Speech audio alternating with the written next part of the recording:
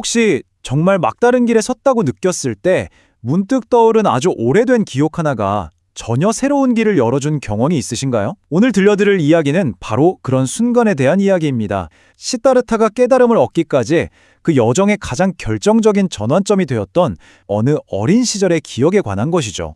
자, 이 이야기는 뼈와 가죽만 앙상하게 남을 정도의 정말 혹독한 고행의 끝에 서 있는 한 수행자의 모습으로 시작됩니다.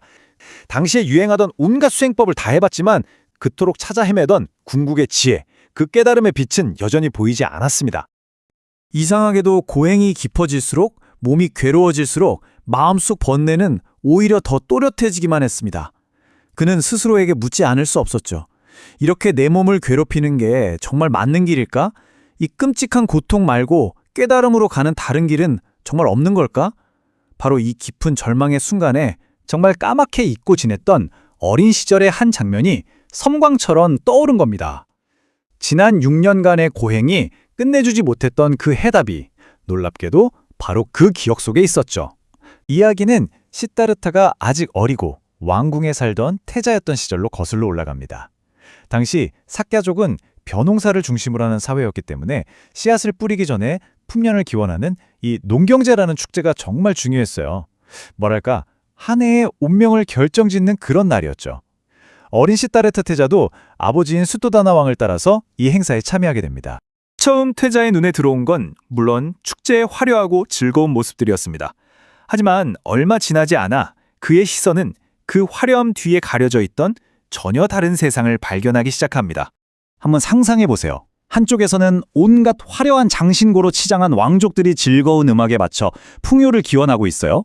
그런데 태자의 시선이 향한 다른 한쪽, 저쪽 들판에서는 백성들의 고단한 현실이 그대로 펼쳐지고 있는 겁니다.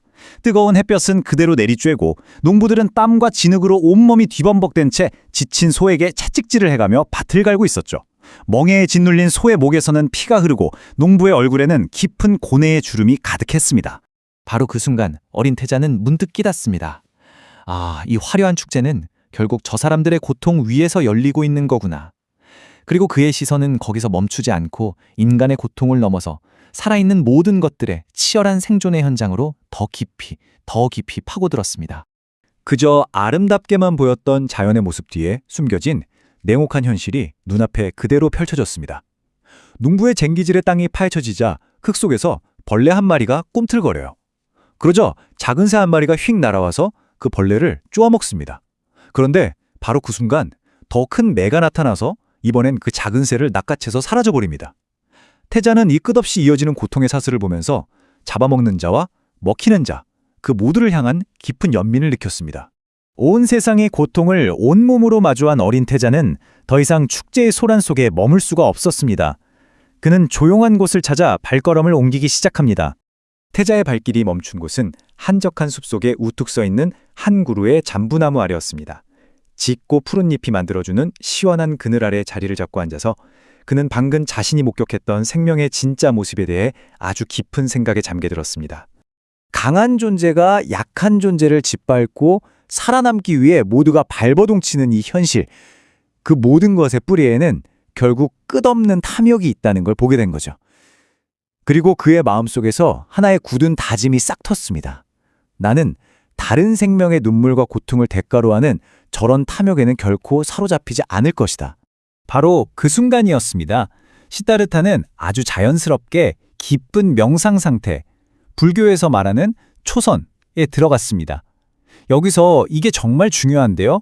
이 명상은 어떤 즐거움을 줬거나 쾌락을 추구해서 얻은 게 아니었어요. 오히려 그 반대죠. 모든 생명을 향한 순수한 연민과 자비심, 바로 거기서부터 비롯된 지극히 맑고 고유한 기쁨의 상태였습니다. 그리고 이 태자의 첫 선정은 아주 신비로운 현상을 동반했다고 전해집니다.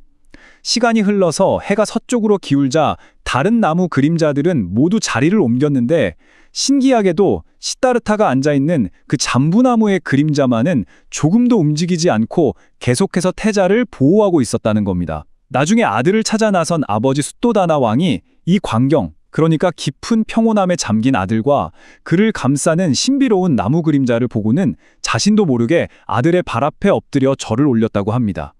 자, 이제 다시 현재로 돌아와 볼까요? 6년간의 고행으로 몸과 마음이 모두 지쳐있던 수행자 시다르타의 마음속에 바로 이 어린 시절에 강렬하고도 평온했던 기억이 다시 살아난 겁니다. 그에게 이 기억은 그냥 단순한 옛날 일이 아니었습니다. 이건 바로 해답이었습니다. 고통을 통해서 깨달으려던 길이 완전히 막혀버렸을 때 고통과도 다르고 감각적인 쾌락과도 전혀 다른 순수한 연민에서 오는 고요하고 황홀한 기쁨의 상태가 분명히 존재했다는 사실을 떠올린 거죠. 여기서 정말 극적인 전환이 일어납니다. 시다르타는 마침내 깨달은 거죠. 몸을 망가뜨리는 고통도 마음을 어지럽히는 쾌락도 아닌 몸과 마음을 모두 건강하게 해서 진리를 찾아 나서는 길, 바로 중도를 발견한 순간이었습니다. 시다르타가 절망의 끝에서 어린 시절의 순수한 기억 하나로 새로운 길을 찾았듯이 어쩌면 우리 역시 삶의 중요한 해답들을 이미 오래된 기억 속에 품고 있는 건 아닐까요? 잠시 눈을 감고 한번 생각해 보셨으면 합니다.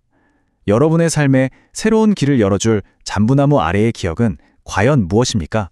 오늘 이야기가 여러분의 마음에 작은 울림을 남겼다면 구독과 좋아요로 저희와 함께 지혜의 등불을 밝혀주시길 바랍니다. 모든 존재가 고통에서 벗어나 늘 평온하기를 기원합니다. 성불하십시오.